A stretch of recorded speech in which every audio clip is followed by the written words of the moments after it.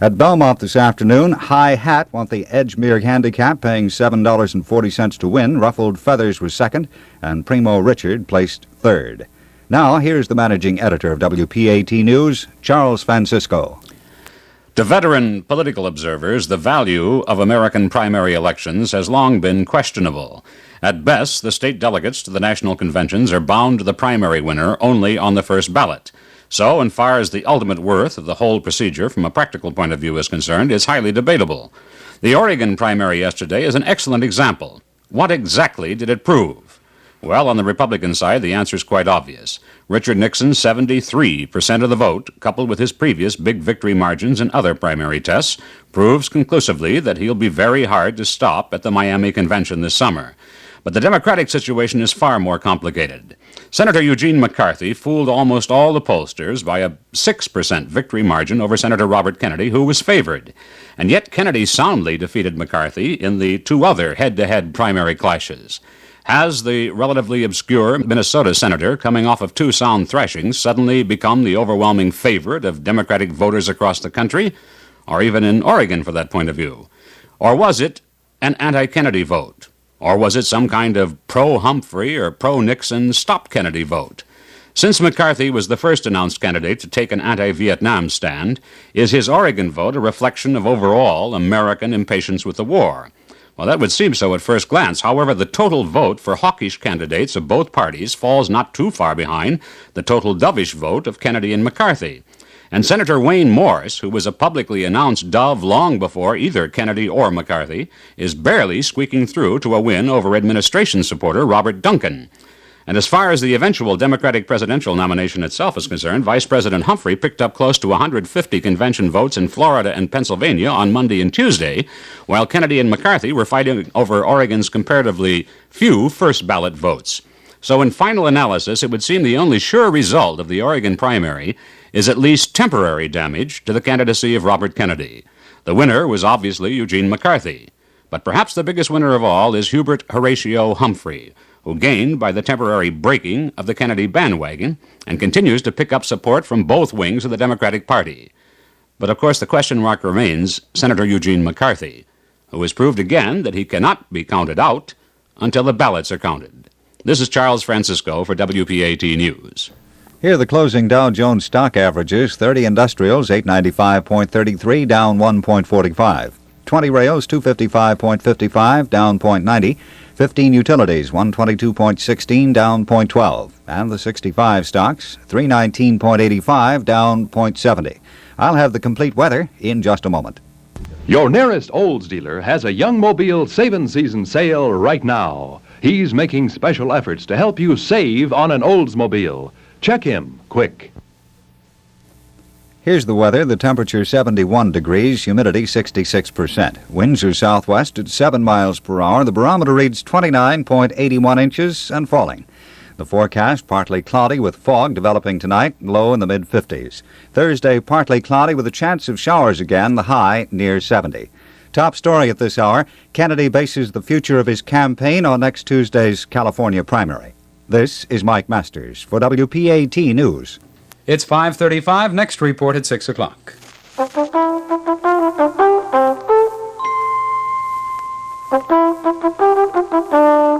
You can take Salem out of the country, but you can't take the country out of Salem. You can take Salem out of the country, but you can't take the country out of Salem. Salem, the taste that's country soft, country fresh, wherever you light up. Salem gently air softens every puff. So take a puff. It is springtime. You can take Salem out of the country, but you can't take the country out of Salem. You can take Salem out of the country, but Music continues from 93 on the dial as WPAT offers Limelight.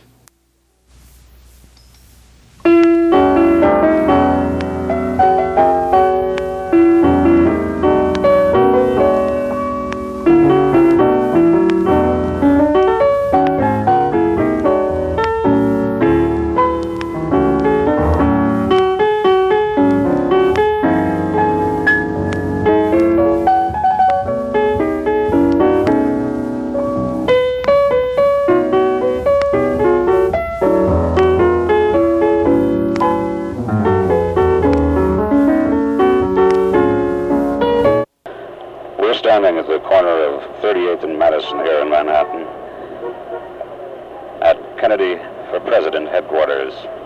This headquarters, which is dominated by a huge sign saying Kennedy 68. The 68, of course, meaning President in 68. 68 now, ironically, meaning the year of his death. This headquarters, which even early yesterday morning, after the great victory in California, was wild with excitement and happiness, now has quite a different air. There's a sign on the door saying, "Office closed, staff only today." And in the window, of course, the many campaign pictures of the late senator. And now, behind that smiling, confident face, a man is hanging a black drape. Charles Francisco at Kennedy headquarters in New York.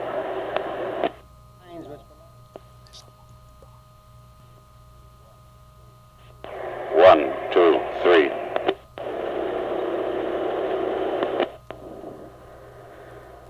We're chatting with Monsignor Timothy J. Flynn, who is the pastor of the Holy Family Church in Dag Hammarskjöld Plaza. And that's the church, of course, that the late Senator Kennedy attended when he was in New York.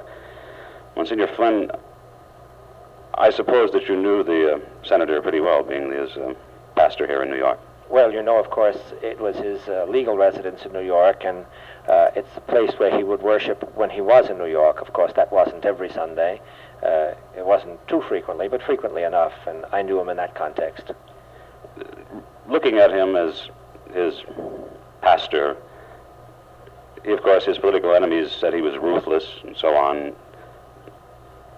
Do you find any credence in that, knowing him as a member of your parish? Well, no, I didn't see anything like that in him. As a matter of fact, he was very pleasant and agreeable. I know one of the Sundays when he came to a 9 o'clock Mass, there were a bunch of little kids around. He walked down the street like a Pied Piper. They were all following him. That was a very appealing sight. I imagine it was. Will you be participating in the funeral Mass on Saturday? Well, I'll be here, of course, Fred. I don't know what the details of the arrangements are. I don't know nobody knows them at this moment. At this moment, things are still pretty much up in the air. Well, thank you very much, Monsignor. You're welcome. This is Charles Francisco, WPAT News at St. Patrick's Cathedral. We're standing in front of St. Patrick's Cathedral here on Fifth Avenue in New York. This cathedral, of course, will be the center of the nation's mourning during the greater part of the next 2 days. Senator Kennedy's body will be brought here sometime later today. Even now, unusually large crowds are going in and out of the cathedral, stopping, saying prayers, and the television trucks are in front, and the great mass mourning is already underway. Charles Francisco, WPAT News at St. Patrick's Cathedral. In my travels around Manhattan today, I've seen many poignant scenes reminding us of the great tragedy that has befallen our nation, but perhaps none of those scenes is quite as poignant as the one that I'm viewing now here in Rockefeller Center. Any New Yorker or any visitor to New York always remembers the center, the promenade for the flowers, the people, and of course the many gaily colored flags of the United Nations which continually fly over Rockefeller Center. Well, today those flags are missing. There's only one flag flying, and that's the Stars and Stripes standing all alone at half-mast in honor of the late Senator Robert Kennedy. This is Charles Francisco, WPAT News at Rockefeller Center.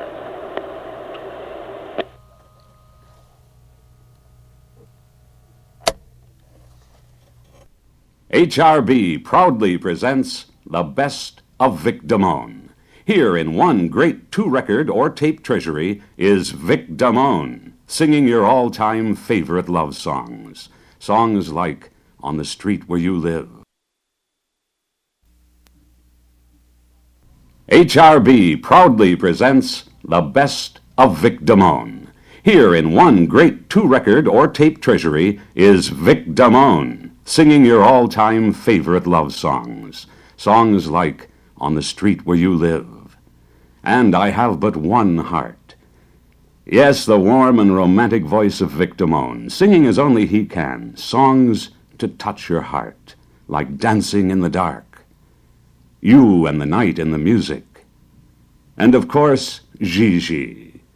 For the first time on television, the best of Vic Damone. And isn't this one of your all-time favorites? Stranger in Paradise.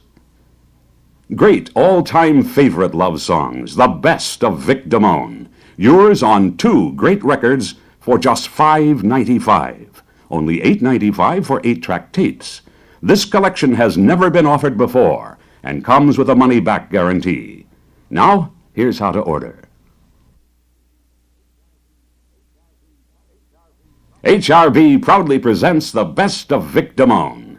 Here in one great 2-record or tape treasury is Vic Damone, singing your all-time favorite love songs. Songs like On the Street Where You Live.